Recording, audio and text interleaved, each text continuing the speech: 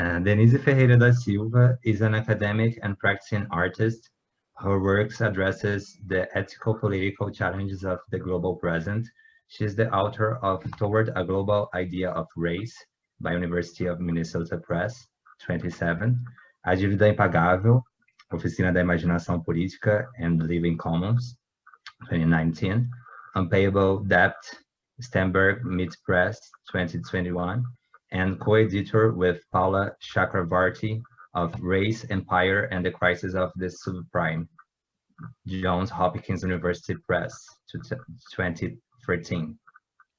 Her several articles have been published in leading interdisciplinary journals such as Social Text, Theory, Culture, and Society, Social Identities, Philosophia, Griffith Law Review, Theory and Event, The Black Scholar, to name a few. Her artistic works includes the films Serpent Rain, 2016, and Four Waters Deep Implicancy, 2018, in collaboration with Arjuna Newman, and the relational art practices Poetical Readings and Sensing Salon, in collaboration with Valentina Desideri.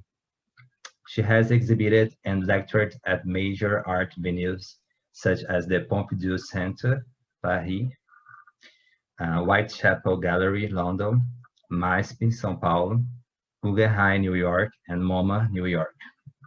She has also written for publications for major art events, Liverpool Biennale, São Paulo Biennale, Venice Biennale, and Documenta 14, and published in art venues such as Canadian Art, Text zur Kunst, and eFlux. And now she will present a version of Corpus Infinitum. Thank you, Denise. Welcome. Thank you. Thank you so much, Rodrigo, for this kind of introduction and for the invitation to speak in this cycle of conference. And thanks also, Diogo, and everyone else involved in this program, and everyone else who allow us to be together in this distant way. Thank you all for being here. I live and work in the unceded ancestral lands of the Musqueam First Nations. I live in the reservation itself, which is very close to the UBC campus. And I am very grateful to the Musqueam people for their hospitality as they host me and many others who live on their lands under an ongoing situation of colonial and racial violence. I'm going to go straight to my talk and try not to talk too much, away from it because it's a bit long, and I would like to give us time and have a conversation after I finish. As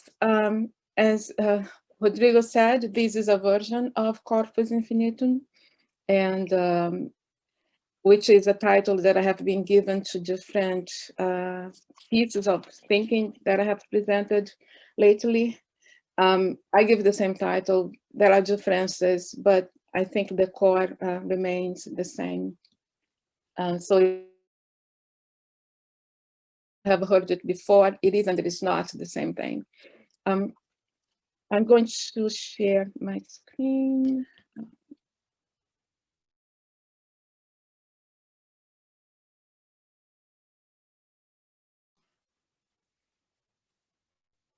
When considering the global catastrophes of the past decade or so, it is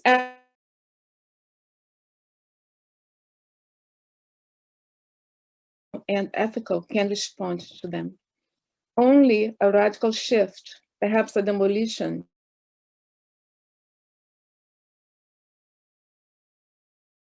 structures of thinking, I find, will welcome the kind of sensibility able to appreciate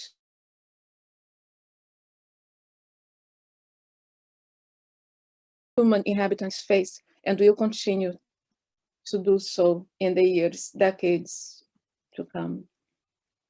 As I attempt to outline this itinerary, the orientation of this shift, my starting and end point is decolonization. the restoration of the total value extracted from native lands and expropriated from slave labor, which I also describe as the end of the world as we know it. Incidentally, I use the terms native and slave here to refer to colonial subaltern positions and not to indigenous and Black persons in the present. End note.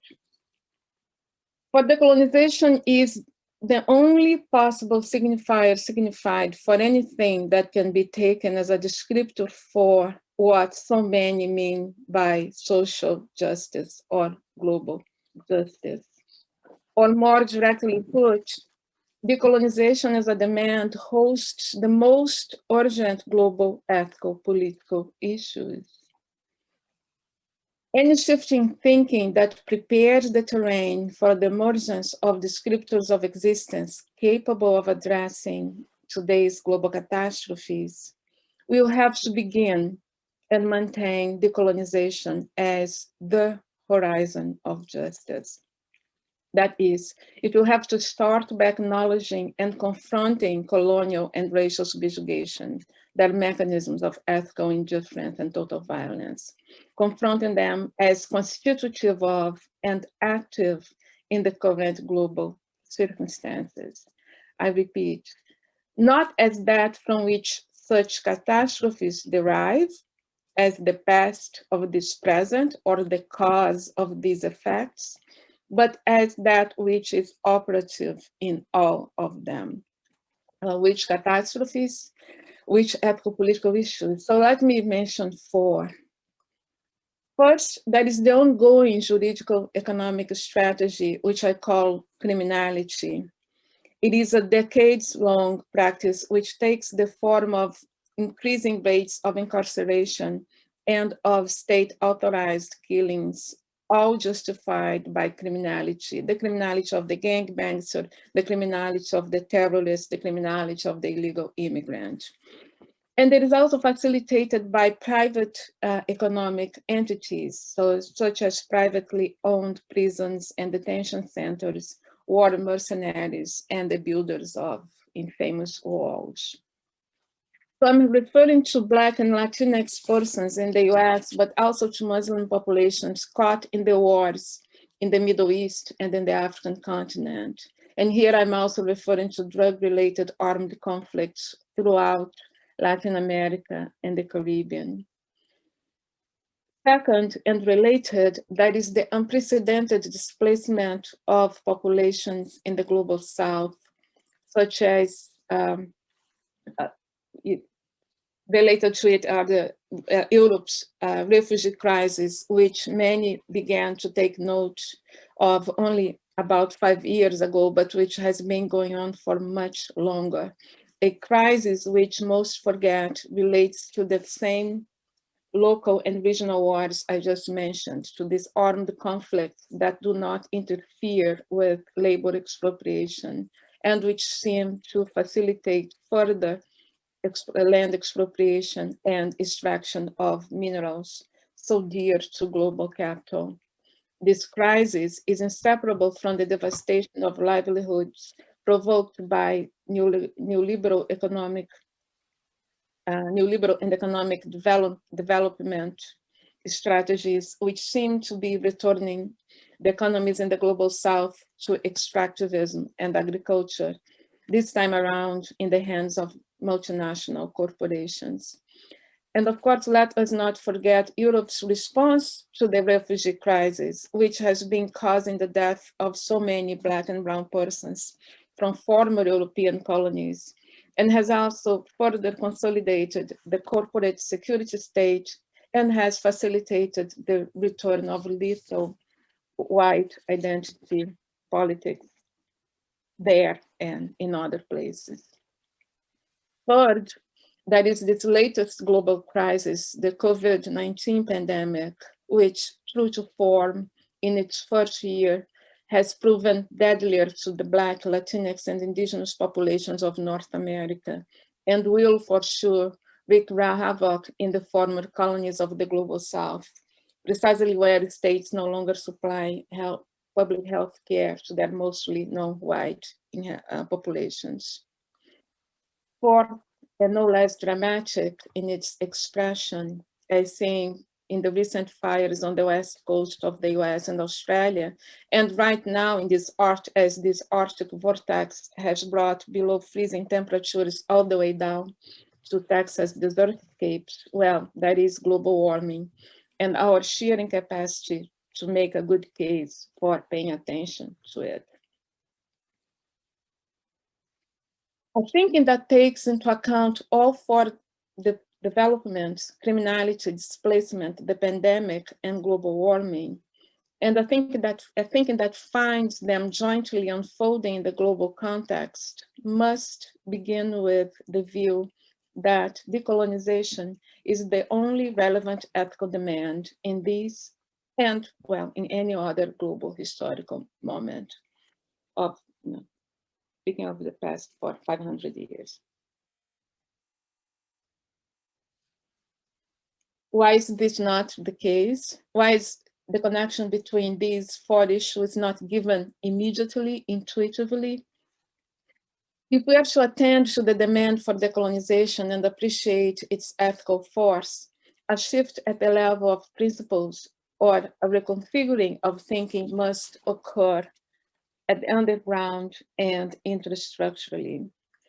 As a contribution to the groundwork necessary for cultivating such a sensibility, the one capable of appreciating the demand for decolonization, and also toward figuring the fundamental reorientation it requests. In this talk, I comment on the moment at which such a shift must first occur, namely imagination, or rather of the image of existence it requires, which I call Corpus Infinitum. My point of departure here is how the Kantian, I think, which is the human considered as the unity of a perception, is inscribed in the grammar and lexicon that constitute descriptions of what happens and what exists, both human and non-human. And another footnote, I use the term non-human because I don't think that it is any offense say that something is not human. I also use the term more than human, but I would like to make a case for not being human, not being a bad thing. But anyway, when considering how Kant's version of the subject operates at this level as the formal efficient figure of determinacy, it is important to note that it does so underground and interstructurally in the onto-epistemological pillars, separability, determinacy, and sequentiality, and the onto-epistemological descriptors, formality, and efficacy. That it does so is a consequence of the precondition for knowledge of given order, that is, of the notion of nature itself, which is inscribed in the Kantian program. But here I'm referring in particular to how this notion of order is articulated in what he calls the law of specification of nature. And here is the law of specification of nature. So this law, he says, assumes in behalf of an order of nature cognizable for our understanding in the division that it makes of its universal laws when it subordinates a manifold of particular laws to these, end quote. Being the sole and fundamental guide of judgment, this principle is the precondition for determinative scientific statements, reflective aesthetic statements, and imperative ethic statements.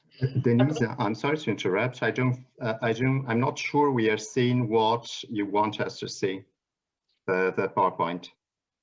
You're not? Is this the one, outbreak? No, it's the wrong one. How did that happen? Let me try again. You've seen my class for next week. No, that's not the one. Okay, it's hidden behind this one. Oh, yeah, you're looking at the here, this one. I found it. Thank you for letting me know. Now you see the law of specification of nature? Yes. That's perfect. Okay. No more films about pandemics, which we can talk about it too. Thank you. Where was I? Okay, so being the sole and fundamental guide of judgment, this principle is the precondition for determinative scientific statements, reflective aesthetic statements, and imperative ethic statements. A crucial step in the direction of thinking needed for an adequate anti-colonial analysis of the global context is to expose how, because it governs imagination, the I think is at work within the very descriptive terms that compound our critical discourses. Let us consider, for instance, the critical approach to global warming, which, those that correctly consider colonial extraction, widespread agricultural production, and the needs of industrial capital as central to the creation of the conditions leading to an increase in the production of greenhouse gases. And here I have this long quote from Donna Haraway, that I'm not going to read, but I'll just highlight some terms that she's using in this commentary. And obviously, in particular, Anthropocene and Capitalocene. So her use of these terms correctly attributes global warming to the human as an efficient cause, that is, to the conditions of existence of human, to the fact that the conditions of human existence, I should say, have impacted the planet. When doing so, however, in the attribution of efficacy to the human and to capital, they establish a chain of efficacy that does not allow for an appreciation of how colonial extraction and expropriation are at work in this process. This is so because of how the anthropos, which stands for the subject, the I think, the human, humanity, and subjectivity. So the anthropos, through formality and efficacy, operates intrastructurally in the empirical and material conditions that the terms Anthropocene and Capitalocene are designed to capture. Formality is at work in how the Kantian I think is presumed in the procedure developed for establishing the ages of the Earth. Procedures which inscribe linear time onto the planet and also allow for the naming of these phases of its history. The existing techniques and tool set Earth's age at 4.6 billion years. The first 600 million years are not yet officially named because of the lack of evidence of the bacteria that allowed for the naming of the following 4 billion years. Formality, which is one of the epistemological descriptors that sustains claims to knowledge with certainty, it maps, in the naming of these ages, it maps the I think onto the planet, because the name procedure it employs, because this name procedure employs the methods, concepts, and formulations of the science of life. In particular, the biological classificatory system that the French naturalist Georges Cuvier designed in the early 19th century. In it, the organic form of the European Caucasian race, a human, governs as the model and the most perfect living formation. It governs the understanding of the forms and functions of every living thing. So the point is, the unnamed phases, layers of the planet are so because they cannot be separated according to living things, which are in their turn knowable because of the different degrees of complexity of their organisms, the forms of which are determined through a comparison with human forms, in particular the European Caucasian race. The forms of which are then, and that comparison allows for the determination of their general species, variety, etc. And after Cuvier's comparative anatomy was combined with Darwin's theory of natural selection, non-human living beings also acquired a place in a temporal sequence that charts the development of life, that, as a figure of Hegel's spirit, is considered the most developed, of which, the most developed actualization is humanity, which was also found only in post-Enlightenment Europe and the United States at that moment. Now, humanity, much like the human body, is again the efficient and the final cause of the particularities of the parts and movements of all other living things mapped by the science of life. Now, also efficacy is a crucial epistemological descriptor in analysis of global warming that registered the beginning of a new phase in the Earth's existence, whether it's called Anthropocene or Capitalocene. That is, whether or not it results from shifts brought about by large-scale economic activities, all of which are dependent on extraction and labor expropriation, as we know. The efficient cause is still the human. Or perhaps saying it in a different way, human activity, economic activity, is identified as the efficient cause in both cases. The difference is that the idea of capitalocene, as Haraway exemplifies, takes on a critical perspective in regards to the I think, which is not necessarily examined under when the term Anthropocene is used in descriptions of what, of this moment. In any event, towards shifting away from the intra-structural rule of the I think and demolishing the onto-epistemological empire built by formality and efficacy, I propose the following. So what if, instead of naming yet another geological age and rendering human exceptionality the final explanation for what we know results from economic activities, what if we just paid attention to those activities? And perhaps more importantly, what if instead of considering these activities in terms of efficacy, we attended to what I call material capacity, the material capacity they profit from? That is, what is intrinsic to everything that exists, which is the transition from matter into energy and vice versa, as well as a transduction, which is the transformation of one type of energy into another. How would that be possible?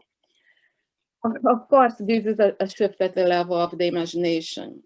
That is, it is towards an image of existence that does not prefigure formality and efficacy, but one that attends to that which is intrinsic to materiality.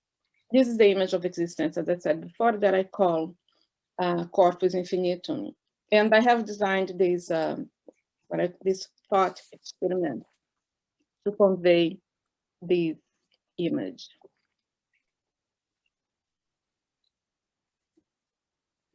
So that the thought experiment has two parts, beginning with part one, which considers the question how to image formality.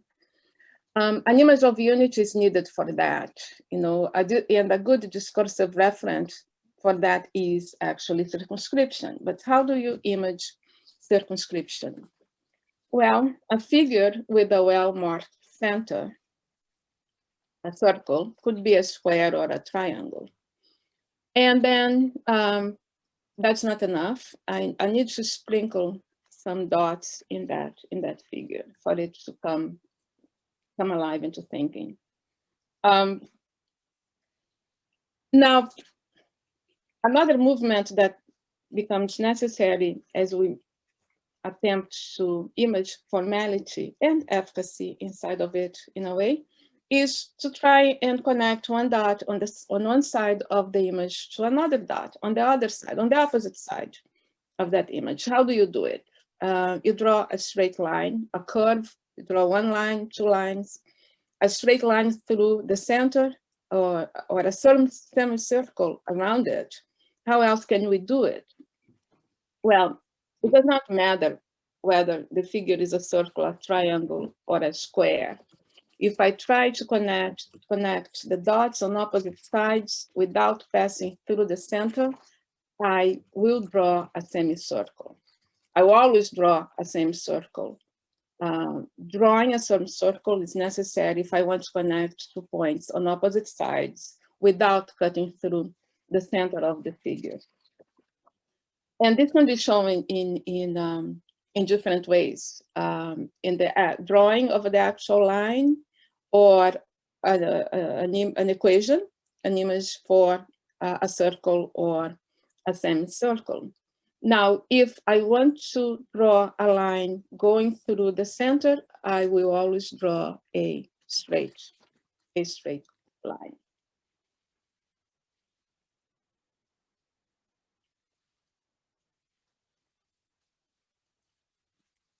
What's interesting is that through a numeric presentation, looking at the formalism for a circle and the same semicircle, it is possible to find any position in that context, in that circle, right, that I had the image before, without having to know whether there is a dot there or not. Or the equation will tell us where the opposite side is, regardless of whether there is a dot there. And once I'm able to determine that, I no longer need to draw a line to connect 2 points. All I need is the measurement of the center, and to know the center and the radius of the circle. So that's the end of the first part of the experiment. Now, the second part of the experiment considers how the image considers the image of existence as infinity. So we have the same dots, but instead of being fixed points on a flat surface like a circle or a square, they will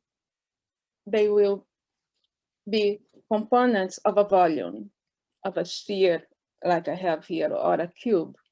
And instead of trying to connect them, I attend to what happens to the gaps, to the space between them, because I know that they are vibrating, and that their vibration will have an impact upon these gaps.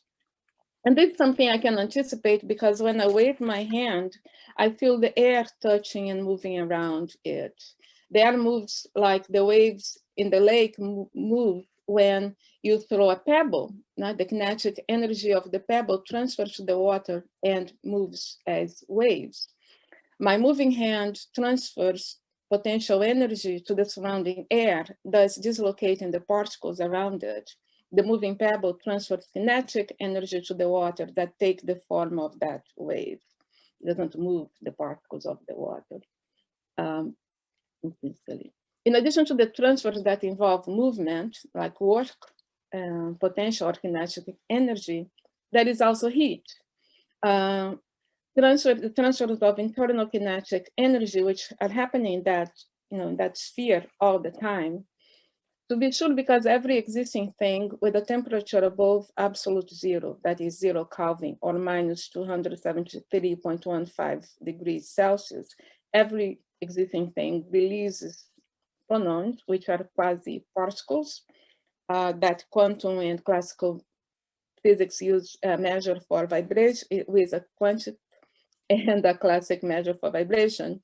And also every existing thing, release photons, right? They radiate at the infrared band of the electric magnetic spectrum. So the heat is happening, the transfer of internal kinetic energy, and also its transformation into different forms is happening all the time. Transition, transfer, or transformation of energy may also involve conversion of energy from one kind to another, which is called transduction. So that is when the microphone, which converts the sound of my voice into electricity, and the speaker, which converts the sound of my converts the electrical signals that carry the sound of my voice into sound to you.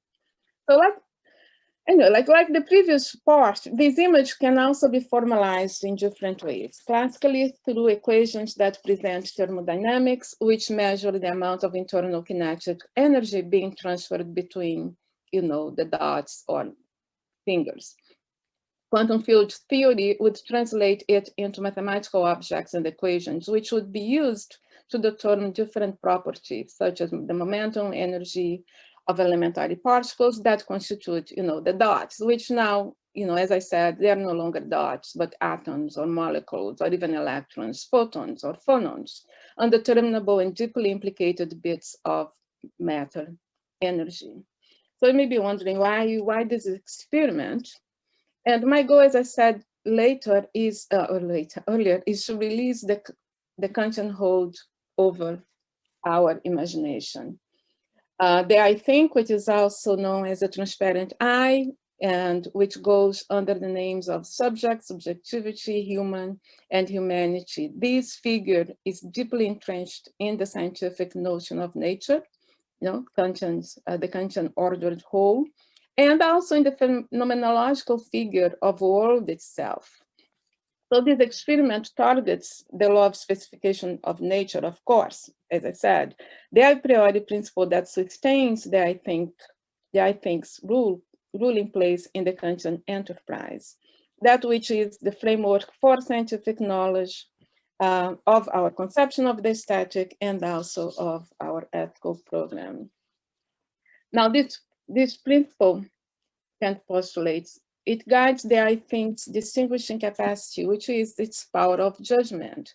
That is the mental capacity involved in the determination, the subsumption of a particular under a universal, like a concept or category, and also reflection, which is a consideration of something that does not at least immediately relate to it, does not relate it to a universal.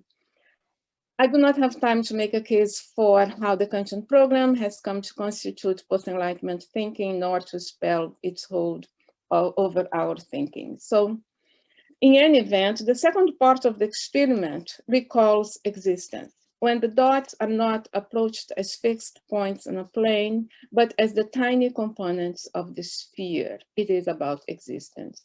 When they come into existence, whatever happens to the dots cannot be solely described formally or linearly in terms of one-on-one connection, which obtains efficacy. More importantly, the I think is not so quickly recalled in the second part of the experiment.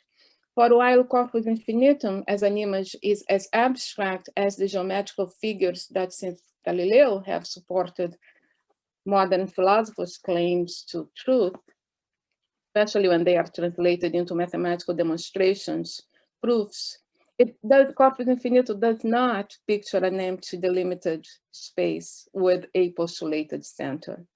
Corpus Infinitum differs from the Cartesian plane because it pictures an unlimited but full context, with one without a center, again, presumed or marked, and one in which that which exists is there is connected to everything else, not through a line, but through its mode of existing, such as the vibrating dots that release their internal kinetic energy as heat or potential energy as work into the gaps. And this energy is then absorbed, refracted, or diffracted by other dots, but does not go anywhere. So how would Corpus Infinitum rewrite global warming without formality? That's through which the anthropos, as they I think, governs beings and meanings, because it names things natural. And also without efficacy, which, as the term Anthropocene thus obtains the anthropos as the human, as the ultimate cause of all that happens. Well, of course, humans have led to a rise in the temperature that will cause the destruction or extinction of the planet's living inhabitants. At the most basic level, the food we eat and the fossil fuel used in our vehicles are culprits in this deadly energy flow. A flow which is nothing but, heat.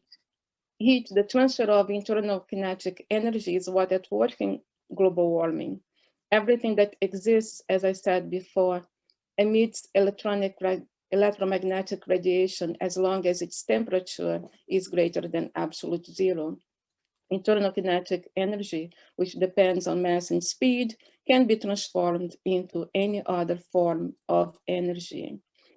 So what can be said and thought if instead of describing the economic activities that cause global warming in terms of efficacy, one considered all that enters in them, labor, raw materials, and instruments of production in terms of their materiality? What if what's foregrounded is the transformation and transduction of potential energy, labor, or internal energy, calor, or heat, that takes place when something is applied to provoke an alteration in something else, the labor, or when something exists alongside that something else, which is calor. Even without a good grasp of what is at work in global warming, everybody knows that it results from the emission and accumulation of greenhouse gases, carbon dioxide, methane, and nitrous oxide, which have raised the temperature of the lower layer of the Earth, the troposphere. The rise in temperature, which is a measure of heat transfer, results from these gases' absorption and emission of infrared radiation. The accelerated accumulation of greenhouses has to do with an increased extraction of matter from the earth in the form of fossil fuels and soil nutrients to feed crops and livestock. The accumulation of gases then is inseparable from the expropriation of land and labor necessary to access fossil fuels and soil. Whether we locate the efficient cause earlier with the emergence of agriculture or in the late 18th century with the Industrial Revolution, there is no question that a certain concentration of means of production and of access to raw materials corresponds to the excess of greenhouse gases. I don't need to say much to support the point that coloniality, that is the mode of governance that relies on the deployment of total violence, has facilitated this concentration for over 500 years now. It is then not unreasonable to point to the fact that the accumulation of these gases also express materially the extent and intensity of the concentration of expropriated internal kinetic energy, which was facilitated by coloniality and the juridico-economic mechanisms of state capital. As for evidence of the intensity and extent of this expropriation of internal kinetic energy, it is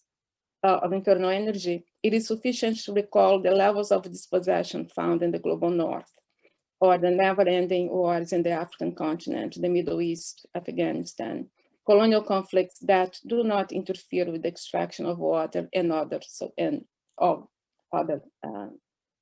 natural resources.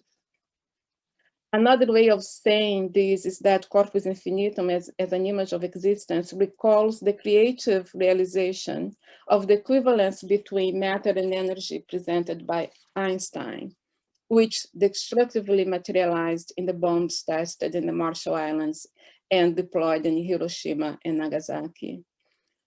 For Corpus Infinitum allows us to think how indigenous claims to land are not only a claim to possession, which is the logic of economic value, but are ancestral claims. Claims materially considered, ancestral claims refer to how the bodies of persons indigenous to any given land are composed at the quantum level by the water and also everything that grew on that land because of the water, to everything, plants, fish, etc. That ancestral claim, being the case, also extends to what has been extracted from the land. And also importantly, because of that, one can attend to how what has been extracted has not disappeared in consumption. So I'll say it differently. If we think of change in terms of phase transition, the same matter changing into solid, liquid, gas, plasma, and transduction, one form of energy turning into another, as We can say that the bodies of the ancestors were composed of what grew because of the land, because of the water. And that which was extracted, part of them were taken.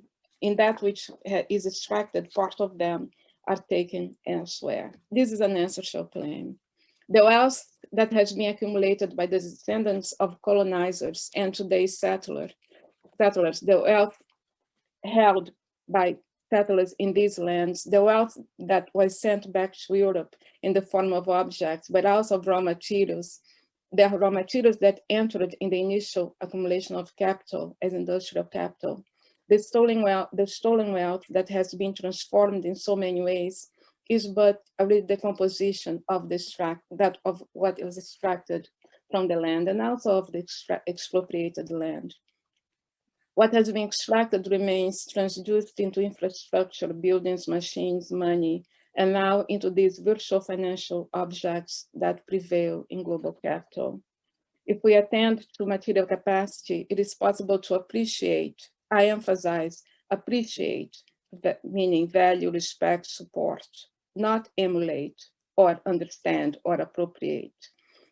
So it is a matter of sensibility, not subjectivity or other figuring of that thing. As I say, it is possible to appreciate the basis of indigenous demand for decolonization in terms of what my colleague, the political theorist Glenn Coulthard, terms grounded normativity. It is not a mere return of a possession that can be monetized. It is the return of a constitutive part of the expropriated indigenous community, like the return of a limb, because the wealth yielded by what was extracted entered in the composition of what exists not only in Europe, but everywhere. The restoration is also a homecoming of sorts, but only because it is the actualization in space-time of a deep implication that exists quantically and cosmically. So the decolonization or total restoration cannot be monetized, it cannot be calculated or addressed as a loss or a gain, but must be sought. As such, it must become the only acceptable horizon of justice, that which mandate material and immaterial remedies for colonial subjugation, remedies which will both aim at and fall short of it. Thinking without linearity, without its ontopsmological pillars and descriptors, and its ways of creating meanings and beings, allows for another appreciation of the call for decolonization by indigenous peoples, but also demands for reparations by Black persons. What's demanded is a restoration of something that never completely disappeared and that has also made them as part of all that exists. Let me close by saying that ancestral claims are not some sort of universal or transcendental, now grounded on material causality, that is, on transduction and transition. No matter how long, how many years I or my children or grandchildren, if I had them, live on the unceded ancestral lands of the Musqueam First Nations, and as mine and my partner's body are now also composed by their soil, water, we have no such claims over this land. Ancestral claims are anti-colonial ethical demands. As such, they respond precisely to how justifications for colonial subjugation are grounded on universal formal determinations and historical delimitations that render the demand for decolonization, that is, the restoration of the total value extracted from native lands and enslaved bodies, incomprehensible. Indigenous peoples alone have ancestral claims to lands the colonizer and the settler state have expropriated and extracted through deploying colonial and national state mechanisms of ethical indifference and total violence. Those mechanisms that are at work in the global catastrophes afflicting the planet and most of its human and non-human inhabitants right now. Thank you. I think I went forever. Thank you for the patience.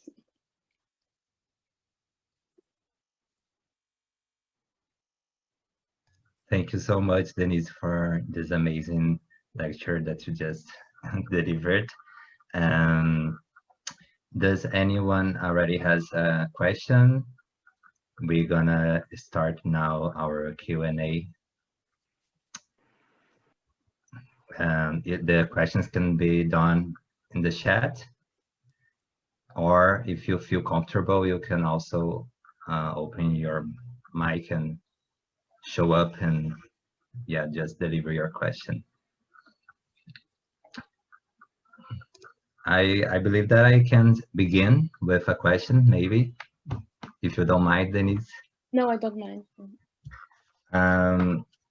When you talk about the material implications, in one of your films, Serpent Rain, you, with Arjuna Newman, you dive into these material implications of time. For instance, by comparing the colonial racialization project to the fossils matter, as they both are descriptions of the past resonating in the present time. So could you please talk a little more about how you see non-linear times and this kind of investigations, please? Yes, I can talk about it, even though I find that it's to convey it in discourse, right? Because in speech, in words, in formulations, precisely because of how our imagination, now the imagination, or imagination is already, you know, we are inclined, we're inclined to think linearly, and that you know has two effects. I mean, we're inclined, and then we think linearly, and then when we speak, the words and the phrase, the sentence, they come obviously linearly. But that has that's significant for different reasons, and then but in particular to the case I'm trying to make about decolonization, because linearity works both spatially and temporally, right? The limitation that I was trying to show with the image of the circle, right? It encloses and separates, such as it separates my body from, you know, the ground, or separates my body from the tree that I may be nearby here in the Musqueam forest. And then, of course, linearity also operates, you know, temporally, but assuming that there are breaks. When you go from one moment to another, there is something continuous, but something breaks. And so when I'm interested in the end of linear, I'm interested in the thinking without linearity. And then by that, I should highlight the fact that I'm also not saying that I'm interested in some kind of cyclical or circular kind of time, because I am not, right? And I find that in quantum physics, descriptions of those things out of which we are made, linearity doesn't hold. The linearity of space doesn't hold because of quantum entanglement, for which I use the term deep implicacy. And then the linearity of time also doesn't work, because if you don't know what's going to be there at the end of the resolution of an equation is a particle or it is wave, you can much less say that it has moved temporarily, because you can't say it's the same thing that has moved. So now these two, if we follow the Kantian description of cognition, which is the one that needs to be undone, they operate at the level of statics, not in discourse, not in determination, right? And that's why I think it makes more sense, I mean, to begin to consider it in terms of an image of existence.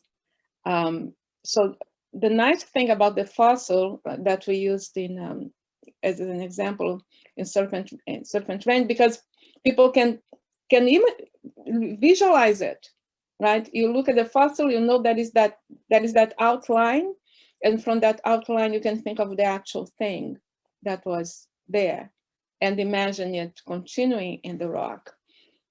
So for this other idea of, what happens between the gaps, then the fossil doesn't quite work, but then you do other things. But anyway, I think I answered your question.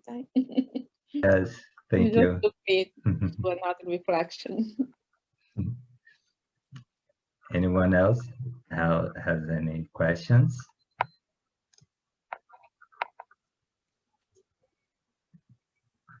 Maybe another question that I would like to address is that you seem to critically engage with a lot of this sort of canonical Western concepts to subvert or to dialogue with them in a different manner, like to relocate them to your own speech and your own visions of the world and how you imagine the world and its social political structures.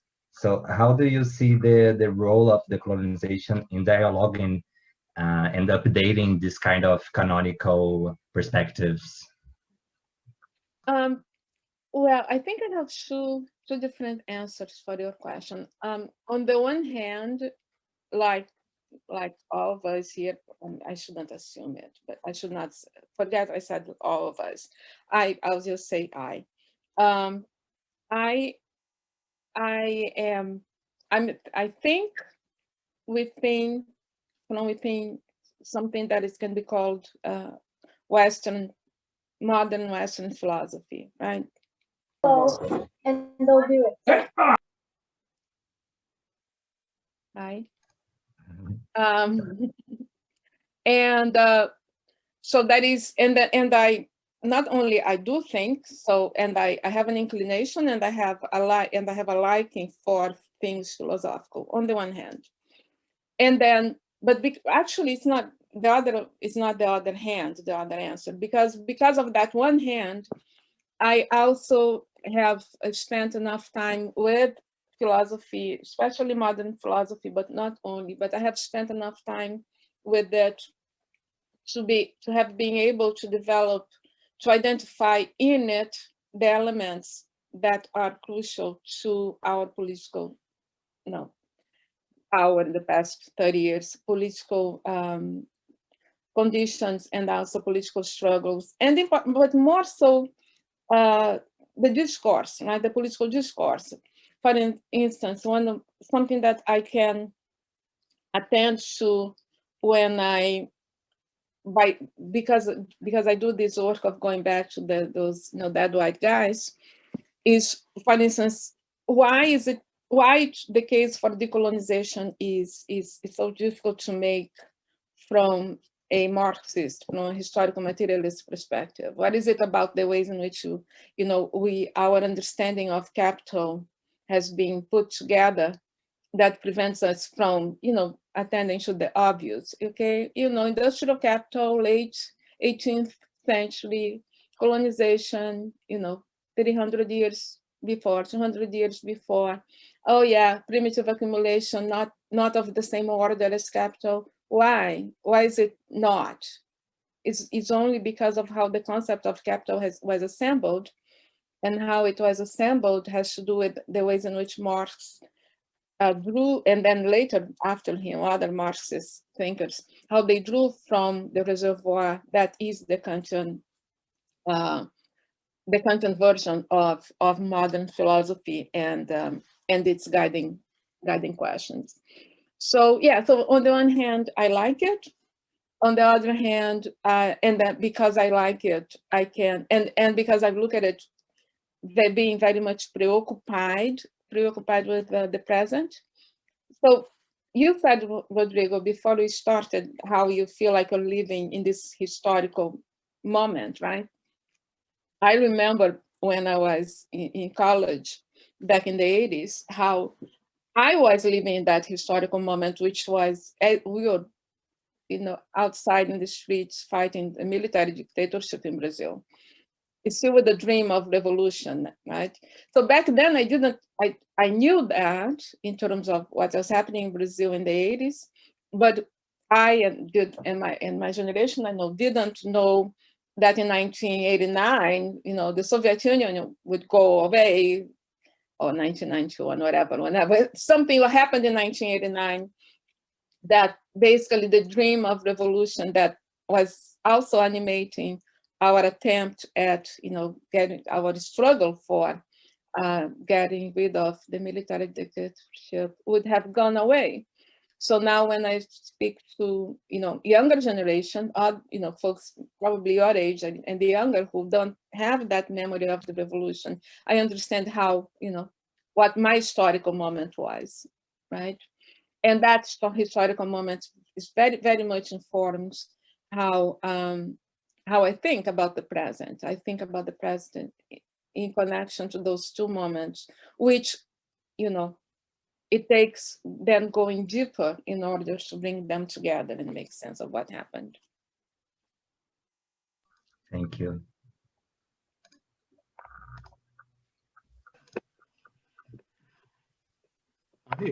I'd like to ask a question, but I would like also to invite people in the public to ask questions. I see wonderful people. I see Alice, who has just written something, Edith Firmin, Edith Anne Pajot, peut-être, Itai Sapir. On attend vos questions en français aussi. J'en ferai la traduction si nécessaire. Questions in English or in French. My question is, I was listening to you and thinking about the title of the speaker series, which is What Art History is for Present Times. And you are talking about image, you are talking about physics, philosophy, global warming, economy. So thinking about all those questions in your talk, I'd like to ask you that question. So what art history is for present times? What would you tell us on that? Thank you. About the use, I think, I don't know if I would think in terms of use, in terms of what it could, in terms of some kind of effect that it would bring immediately for the present times. But in this version of Corpus Infinitum, I highlighted precisely the necessity for a different sensibility, and so as to appreciate the demand. So it's not so much the same case is can be made, and I have made, that is discursive and critical on the determinative side, the critical theoretical side. And here I was trying to highlight precisely before the critical, actually before critique, the law of specification of nature that guides the power of judgment for aesthetic judgment is before critique, is a condition of possibility for critique itself. So that gives a sensibility that runs through the history of art and through art history. And that sensibility, which is led by the figure of the I think, thought as subjectivity, that's the one we have to set aside. And so I was highlighting that. Of course, I went to the description of the critique of power of judgment, and I didn't speak specifically about how, our understanding, even the most critical understanding of art, retain that basic notion of the aesthetic, which is absolutely, completely formal, and only makes sense. It's only possible to be thought as universal, as universally shared. So something like, aesthetic judgment can take place because it's a formal, the play of the imagination and understanding and the pleasure that comes from that. And Corpus Infinitum takes that for a moment and just think about the sphere with the dots, and it goes from there. So that's what I thought as an answer for the question. Thank you. Thank you. Rodrigo, there's a question from Alice in the chat. Alice is say thank you for your talk. She's fascinated by how you explained the semicircle or the arc that is required in order to navigate these dots on the disk. This reminded her of how members of the Flat Earth Society claim to believe the Earth is flat. She's less interested in arguing with flat earthers, might not be that productive, she said, but she was wondering in specializing the semicircle into a sphere, whether or not or how your formulation in thinking through social justice and decolonial gestures speaks back to Eurocentric worldviews of the globe. Okay, so this is something that we can consider together, or other people can consider in different moments. But thinking about it specifically, and now, I think that it's interesting because you can, when we speak about Eurocentrism or anthropocentrism, etc., we are already present it as a critical. It is a you begin it signals a critical engagement or a critical point of departure, which is obviously critical of the centering of of something. In this case, obviously, Eurocentrism. But what I want to highlight is not only the center of something, but it speaks to about a point that then becomes the center. So I don't know if the same circle, but the sphere itself, it has so many points, right? And of course, any of those points, thinking of the points as the tiny bits that constitute the sphere, any of those points could be the center of a circle that is drawn, even a circle that exceeds the sphere, because the sphere, what's important in the sphere is not that it is a circle, but that it is circular, but that it is. So I think I'm trying to get at two things. On the one hand, the critique that highlights the centrism is important precisely because it points to how something becomes the center, and there is a sense that that which is at the center is valued, right? Now, on the other hand, because the sphere has so many possible centers and hence no center whatsoever, at least the sphere, as I have that image of things vibrating in it, then I think that can become the point of departure for different kinds of critiques that do not necessarily begin with Eurocentrism. Because one of the problems with Eurocentrism is that the critique begins and stops at that, right? Because to move beyond that, you fall back onto some European given discourse, such as the celebration of the different, of that which is culturally different from Europe, but it is also still something that it's like the phases of the earth. It's the ages of the earth. It's something created by European knowledge tools. So I think the sphere beyond is not the same circle, the semicircle, but the sphere is a good is a good starting point for speculating on about different ways of doing that critique, which is part of the decolonial of decolonization, not decolonial. When I say decolonization, I'm not speaking with Mignolo and the other decolonials, by the way. I have to highlight that. But yes. Thank you, Denise, and thank you, Alice, for your question. And we have another question by Fernando Bellotti.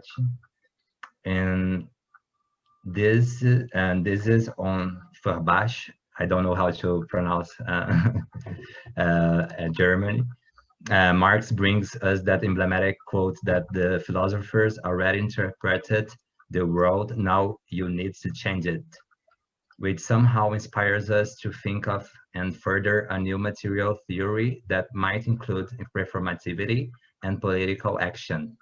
I know you mentioned already, but I am curious to know what you take from Marxism and what you perhaps set aside in your decolonizing engagement. Yeah, thank you, Alice. I forgot to say, and thank you, Fernando, for the your questions. That's interesting. I think that I am oriented. I'm oriented by Marxism. So what I take, I mean, what I take, and I think is central to how I think of decolonization, as I said, like it's not the Mignolo kind of decolonial, it's precisely an emphasis on the juridic and economic aspect of it, and on the need.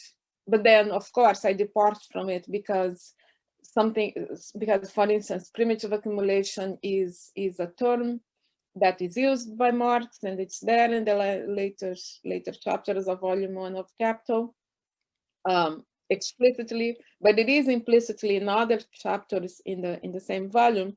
So the colonial context as a site for primitive accumulation is something for which I have no, I don't, it doesn't work. So in my Unpayable Debt, the book that's coming out this year, is that is, about among many other things, a critique of the idea, the thesis of primitive accumulation. So yeah, so I take the attention to the economic, and then I do not take the whole of the framework. So I try, like in Unpayable Debt, reconstitute it in a way that makes it attentive and relevant, that makes colonial subjugation and racial subjugation central to any critique of capital proper, not of the conditions of possibility for capitalism, but of capital proper. And that's how it's doing it now in my decolonial, my engagement in this moment. Thank you, Denise. Any more questions? Also, in Portuguese, if you want to ask something in Portuguese, pode perguntar em português também, que a gente traduz, se alguém quiser perguntar em português.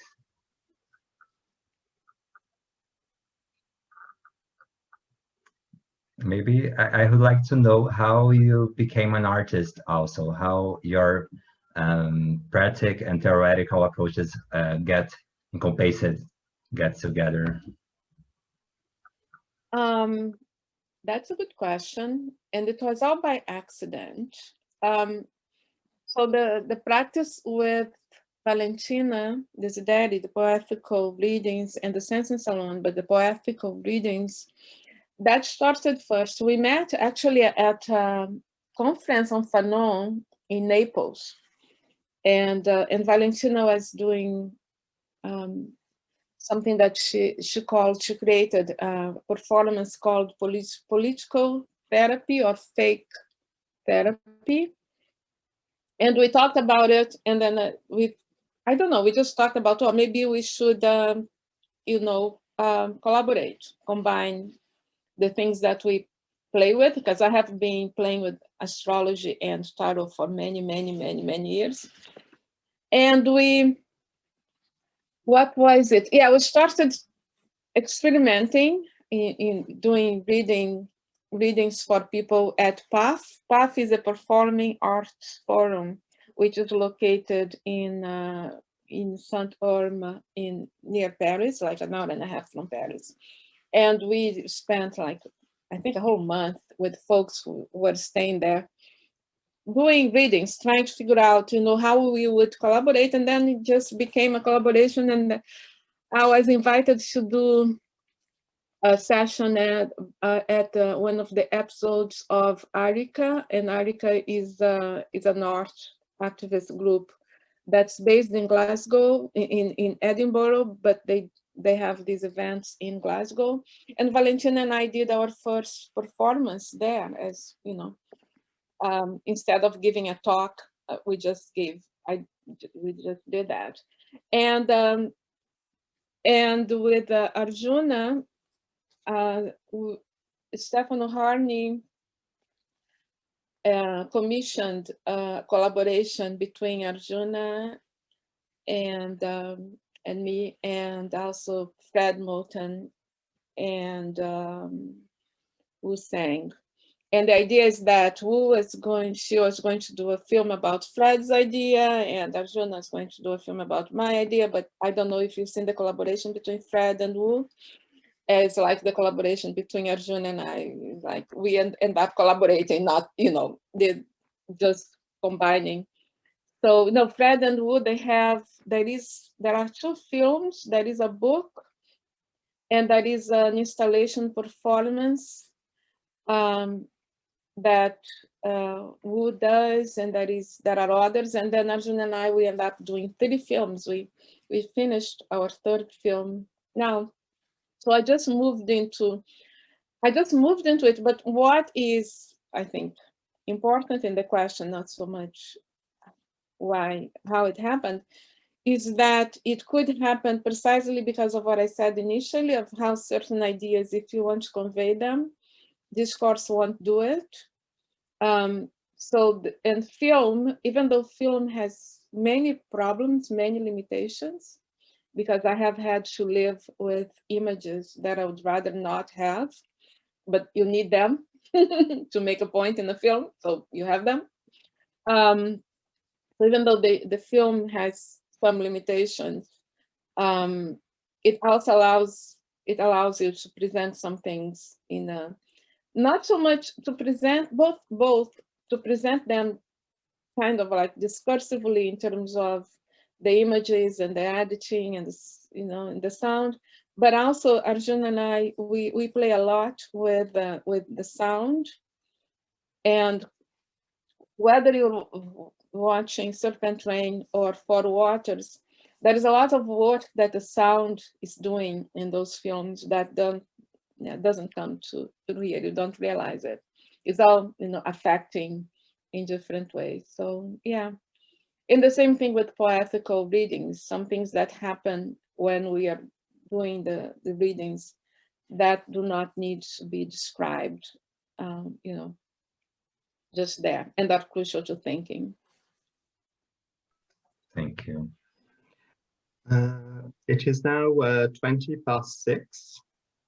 So if there's no final question from someone, I think we could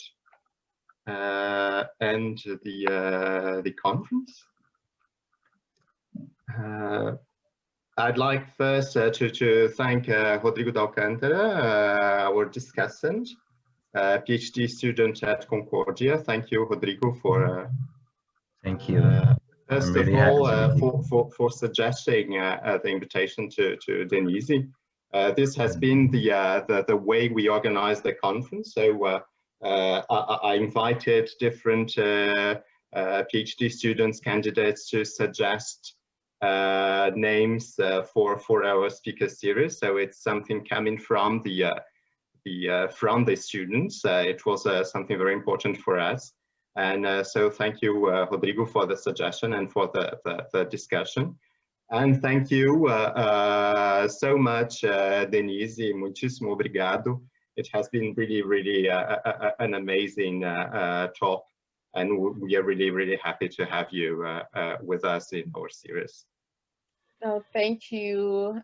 Thank you so much, Rodrigo, for the invitation and for holding the conversation. And thank you, Diogo, for the invitation.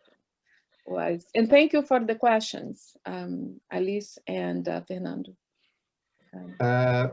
Yeah, the next conference in the series will happen the March 11th at noon. We'll welcome Françoise Vergès, so we'll continue on the questions of decolonization. La prochaine conférence va avoir lieu le 11 mars à midi.